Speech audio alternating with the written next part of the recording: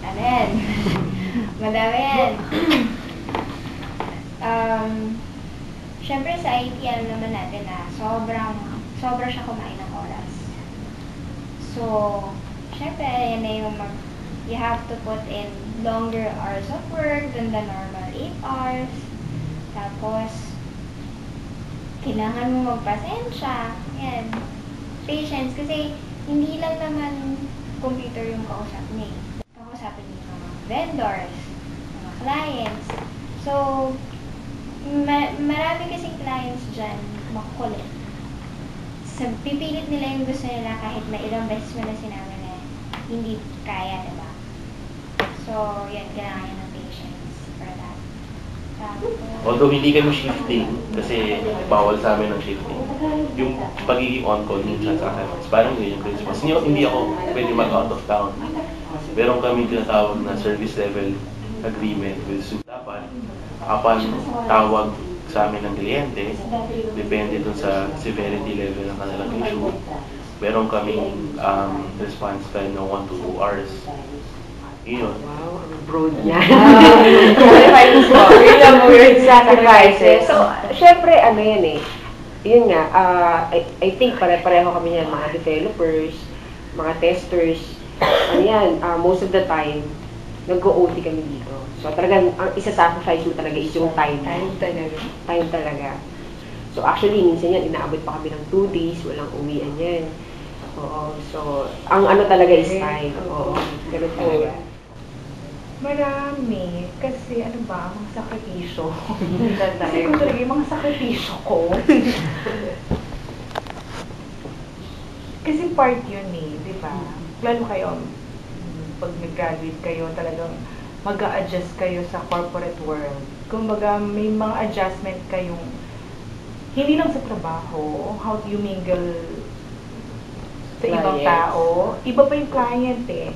Siguro yung mga sacrifices, yan wala kang, kasi kami, we do services eh, sa client. So, isang sacrifice mo dyan, talaga, yung handling customer, hindi ko alam kung anong tawag ko doon eh. Parang, yung pag-handle mo ng customers, kasi, syempre, kailangan mong i-please sila, kailangan maging okay ka sa kanila na, in a way,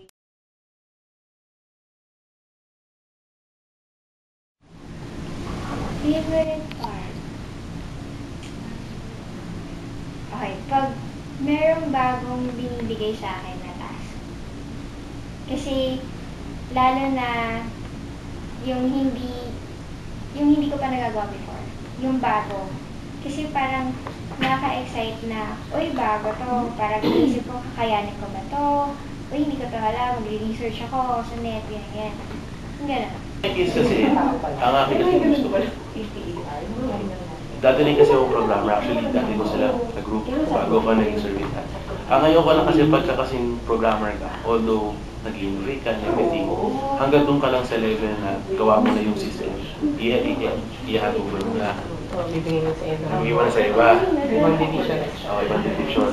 Ngayon, ang gusto ko sa akin kasi, meron kang direct control, not only on the system level, but on the hardware level. Yun naman yung gusto. Never boring. In other words. Ito yung ano eh. Being a QA tester kasi, although nasa iyo yung pressure, kumbaga you get to, parang mauutusan mo yung mga developers. Parang gano'n di ba? Parang parang, may mali ka, hindi pasado sa akin to, hindi ko pipirmahan niya. Parang, alam mo yung gano'n. Parang in a way, parang natututo ka rin mag-manage ng mga tao sa'yo. Kasi makulit din kami, mga QA kasi kami yung mapapagalitan pag may nakalusot sa atin. So yun lang. Yun ang ano doon. Madami. Yes. Kasi ako, I've been part of the project management team. So we do pre-selling, managing the project from start to finish. May mga account managers kami, sila yung nagsisell ng benta, ng mga solutions, internal, external clients. Pagka na-engage na doon, turn over na sa project management yon. So, from start to finish ng project, nandun kami. We have parang people under us, 5 implementors, mentors, process analysts, who do the documentation, the blueprinting, testing, trainings. Tapos noon, ang masarap lang kasi during the project, when you're involved in the project, may fulfillment. Kasi, ano siya, parang start and end, and you will learn a lot during sa process. Kasi different projects, different systems, different learnings.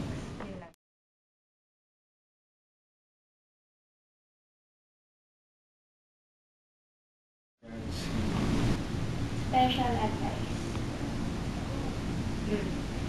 Isa lang. Love your field. Love your work. Kasi hindi madali ang IT. Diba? Marami dyan mapasok sa IT kasi akala nila malaki sweldo, ganyan. Oo, malaki nga sweldo. Pero, hindi lang naman yun yung factor C. Diba nga marami kang kailangan i-sacrifice. So, para ma-sacrifice mo yun, you have to love your job. Well, ang ma-advise ko lang, which is yung advice in huwag kang maging linear. Sinabi namin linear, kasi galing nga ako ng program. So medyo linear tsaka logical yung flow of thinking ko na kailangan step by step. So yun yung mga advice ko. Kailangan lang, yun, sabi nga team lead ko tsaka ng manager ko, think out of the box. And dahil nga, we're also dealing with hardware. Dapat, never stop learning. Lagi kang mag-research. So, ang advice ko, kung gusto niyo maging QA, kung gusto niyo maging QA tester or quality assurance, dapat mapagpasyensya kayo. At saka dapat, ano yan, yun nga, kasi kailangan dyan yung mabilis kang makapick up ng isang proseso, ng isang application, ng isang sistema. Alam mo rin kung paano i-assess yung isang bug, paano mo hahanap. Yun. Parang prove yourself. Bago makatin yung gusto mong Prove yourself muna. Parang na lahat naman, pag okay ka naman, lahat magiging positive lahat eh. Everything follows kung magaling simula. So sabi ko nga sa inyo, parang learning. Yun, kailangan you have to gain more learnings. Ano po ba? Yung experience. Kailangan mas madami.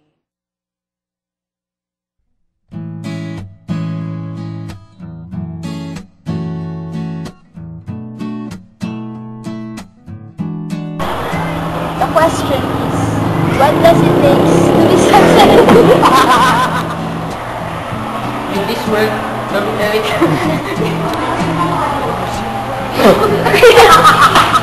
Warm summer's breeze, just as free as could be, so oblivious to me as I stand taking her in. Everything else seems to fade as I get up to say, this is it, this is the moment. Am I right or wrong? But I've got to catch you before you are gone again. Don't wanna rush you, I got nothing to lose, but I got this feeling it should be me and you. Palms are shaking. Could this really be my love at first sight?